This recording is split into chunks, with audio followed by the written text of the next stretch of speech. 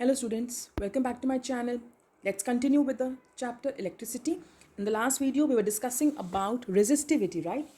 तो क्या थी resistivity? Resistivity थी resistance, specific resistance of a wire of length 1 meter and area of cross section 1 meter square.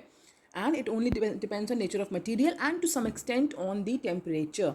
So basically length और area change होने से resistivity change नहीं होती but resistance change होती है. So let's take another numerical. Suppose मेरे पास एक copper की वायर है जिसकी रेजिस्टिविटी दे रखी है 1.6 इंटू 10⁻⁻8 ओम मीटर. ठीक है, इसकी लेंथ दे रखी है मुझे 10 मीटर और इस वायर का डायामीटर दे रखा है मुझे 0.5 मिलीमीटर. ठीक है, क्या बोला है कि वायर है कॉपर की बनी हुई, रेजिस्टिविटी दे रखी है, लेंथ दे रखी है, डायामीटर दे रखा है, आपको इस वायर की रेजिस्टेंस निकालनी है. तो हमने फॉर्मूला देखा था, रेजिस्टेंस का फॉर्मूला था रो एल अपॉन ए, जिसमें मेरे पास रो है, मेरे पास एल है, बट मेरे पास एरिया नहीं है. ये एरिया क्या होता है? Area of cross section. और पहले बता चुकी हूँ मैं कि जब हम वायर को कट करेंगे तो ये सेक्शन क्या दिखा रहा है हमें? सर्कल. तो बेसिकली मुझे इस सर्कल का एरिया निकालना है. तो मेरे पास डायामीटर है. सबसे पहला काम हम करेंगे, ये मिलीमीटर में है तो इसको हम मीटर में कन्वर्ट कर लेते हैं, डिवाइडिंग बाय 1000. अब ये आ गया हमारा मीटर में. अब देखो इसका भी डेसिमल हटेगा, एक और ज़ीरो आ गया, तो नीचे क्या हो गया? 10,000 which is 10⁻4. We can shift it in the numerator, तो 5 इंटू 10⁻⁻4 मीटर. ये आ गया हमारा डायामीटर. एरिया के लिए क्या चाहिए होता है हमें? रेडियस. रेडियस होता है डायमीटर का हाफ, इसका हाफ 5/2 इंटू 10⁻⁻4 मीटर. और सर्कल का एरिया क्या होता है? पाई आर स्क्वायर. तो पाई इज़ 22/7, आर स्क्वायर इसका स्क्वायर, तो 5 का स्क्वायर 25, 2 का स्क्वायर 4 एंड 10⁻⁻4 का स्क्वायर 10⁻⁸. आई होप सबको एक्सपोनेंट्स के रूल्स आते हैं. ये हमने स्क्वायर कैसे किया? तो 10⁻⁻4 का स्क्वायर क्या हो जाएगा? 10⁻⁸.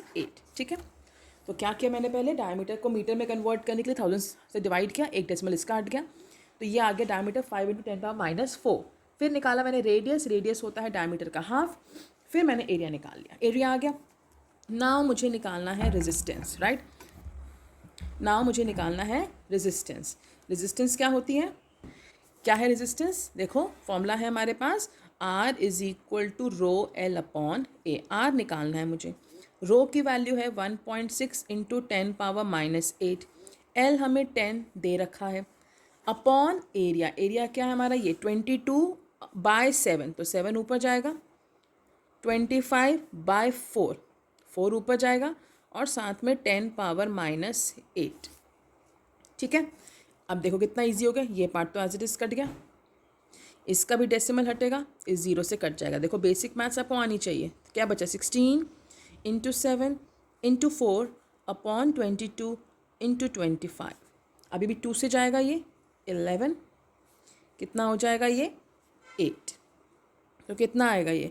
56 इंटू 4, 4 6 24 इंटू 224, और नीचे आ जाएगा 275. ठीक है, अब इसको सॉल्व करेंगे तो रेजिस्टेंस हमारी अप्रॉक्सीमेटली 0.8 0.9 आनी चाहिए. मैंने अप्रॉक्सीमेटली निकाली है, तो आप पूरा कैलकुलेट कर सकते हैं इसे. तो क्या किया मैंने? पहले डायमीटर को मैंने मीटर में कन्वर्ट किया, फिर उससे हाफ करके रेडियस निकाला, फिर एरिया होता है पाई are square.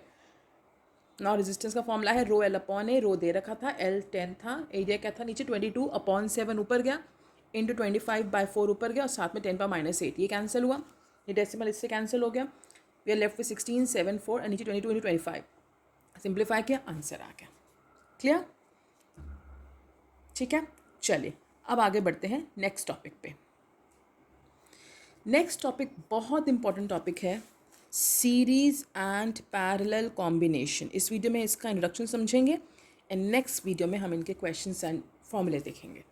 Series and parallel combination क्या होता है? सीरीज कॉम्बिनेशन क्या होता है? Parallel combination. तो सपोज मेरे पास ये 3-4 रेजिस्टर्स हैं, ठीक है, जिनको मैंने एक बैटरी में कनेक्ट करा, ऐसे और एक बारी ऐसे. अब देख के तो पता चल ही रहा है कि भैया जो मैं बना रही हूँ ये वाला ये पैरेलल है, लेकिन इतना सिंपल सर्किट तो होता नहीं कि भाई देखा और पता चल गया कि हाँ पैरेलल है या सीरीज़ है। तो कैसे आइडेंटिफाई करते हैं सीरीज़ पैरेलल को और होते क्या है बेसिकली। सीरीज़ पैरेलल में डिफरेंस क्या मेजर, पहले सीरीज़ समझते हैं। सीरीज़ वो कॉम्बिनेशन है जिसमें a number of appliances are connected to a common switch. क्या मतलब हुआ, अगर मैंने ये स्विच ऑफ कर दिया तो पूरा सर्किट ही मेरा बंद हो गया, राइट। ठीक है, लेकिन यहाँ पे क्या हो रहा है, मैं हर अप्लायंस का अपना एक इंडिविजुअल स्विच लगा सकती हूँ। अगर मैंने इस अप्लायंस को ऑफ कर दिया ऊपर से तो क्या फ़र्क पड़ेगा, करंट यहाँ से जा रहा है। बीच वाले को ऑफ करूँगी तो करंट ऊपर से भी जा सकता है, नीचे से भी जा सकता है। सबसे नीचे वाले को ऑफ करूँगी तो करंट यहाँ से भी आ सकता है, ऊपर से भी आ सकता है। बट यहाँ पे देखो क्या होगा, अगर मैं इस वाले अप्लायंस को ऑफ भी कर देती हूँ तो मेरा करंट आगे जा ही नहीं पाएगा, मेरा सर्किट यहीं ब्रेक हो गया, मैंने इसको ऑफ कर दिया। तो इसका मतलब सीरीज़ में हमारे पास इंडिविजुअल स्विचेस पॉसिबल नहीं है, बट पैरेलल में हर अप्लायंस अपने इंडिविजुअल स्विच से कंट्रोल हो सकता है। देखो पूरे सर्किट का एक मेन स्विच तो होता ही होता है, उसको तो हम कुछ नहीं कर सकते। घर में भी होता है ना हमारा, कभी आपने इलेक्ट्रिसिटी बोर्ड देखो अपने घर का तो उसमें रेड वाला एक स्विच होता है। बट हर अप्लायंस का हमारे घर में अपना अलग स्विच है, ट्यूब का अलग, फ़ैन का अलग, एसी का अलग, फ्रिज का अलग। तो हमारे घर में एक्चुअली में पैरेलल कॉम्बिनेशन होता है। तो सीरीज़ पैरेलल का सबसे पहला पॉइंट यही है कि सीरीज़ में the appliances are connected by a common switch only and they can not be controlled by individual switch.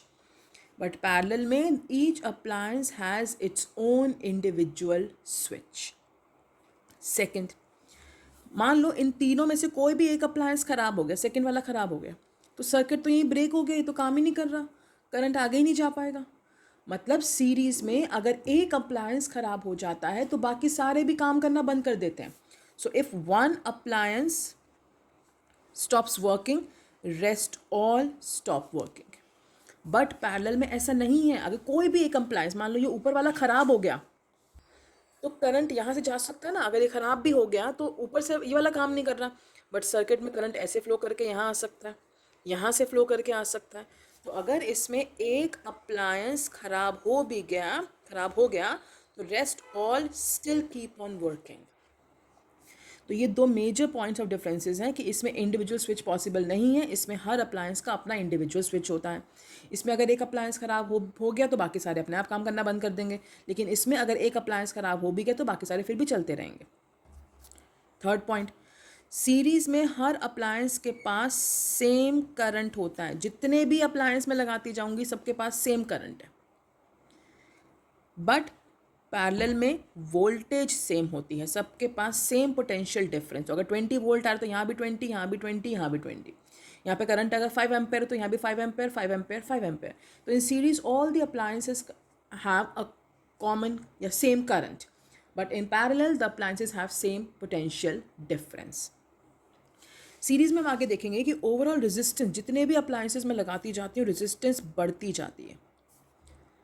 एक और अप्लायंस लगाए रेजिस्टेंस और बढ़ जाएगी, एक और अप्लायंस लगाए रेजिस्टेंस और बढ़ जाएगी। तो जैसे ही अप्लायंसेस का नंबर बढ़ता जाता है रेजिस्टेंस बढ़ती जाती है। जब रेजिस्टेंस बढ़ रही है तो अमाउंट ऑफ करंट क्या हो रहा होता है, धीरे धीरे कम हो रहा होता है। कम होगा लेकिन हर किसी के पास कम जाएगा। मान लो पहले 3 जा रहा है, अब मैंने एक अप्लायंस और लगा दिया, रेजिस्टेंस क्या हो गई, बढ़ गई, करंट और कम हो गया, मान लो 2 हो गया, अब सबके पास 2 ही जाएगा। लेकिन हो क्या रहा है, रेजिस्टेंस बढ़ने से करंट कम हो रहा है। ये क्यों हो रहा है हम आगे देखेंगे नेक्स्ट वीडियो में। अभी के लिए समझो कि सीरीज़ में जैसे ही नंबर ऑफ अप्लायंसेस बढ़ते जाएंगे रेजिस्टेंस बढ़ती जाएगी, जिससे अमाउंट ऑफ करंट कम हो जाएगा। बट पैरेलल में जैसे जैसे नंबर ऑफ अप्लायंसेस बढ़ते जाते हैं रेजिस्टेंस कम होती जाती है, यानी अमाउंट ऑफ करंट बढ़ता जाता है। Right, these are 4 major points of differences in series and parallel. No individual switch is possible. If one stops working, rest all stop working. If one stops working, rest all keep on working. आपके घर में यही होता है ना कि अगर आपने ट्यूब ऑफ की तो बाकी सारे थोड़ी ऑफ हो जाते हैं, वही ट्यूब ऑफ होगी बस। हमारे घर में क्या है, पैरेलल, क्योंकि हर अप्लायंस का इंडिविजुअल स्विच है, एक खराब हो भी जाएगा तो बाकी सारे चल रहे हैं। यहाँ पे जितने भी अप्लायंस लगाते जाओगे सबके पास सेम करंट, लेकिन पैरेलल में वोल्टेज या पोटेंशियल डिफरेंस सेम होता है। सीरीज़ में जैसे नंबर ऑफ अप्लायंसेस बढ़ते हैं रेजिस्टेंस बढ़ती जाती है, जिससे अमाउंट ऑफ करंट कम हो जाता है। बट पैरेलल में जैसे जैसे नंबर ऑफ अप्लायंसेस बढ़ते हैं तो रेजिस्टेंस कम होती है, जिससे अमाउंट ऑफ करंट बढ़ जाता है। क्लियर? चलिए, will keep it till here and in the next video will discuss more about series and parallel. Till then, you please revise and take care all of you. Bye bye.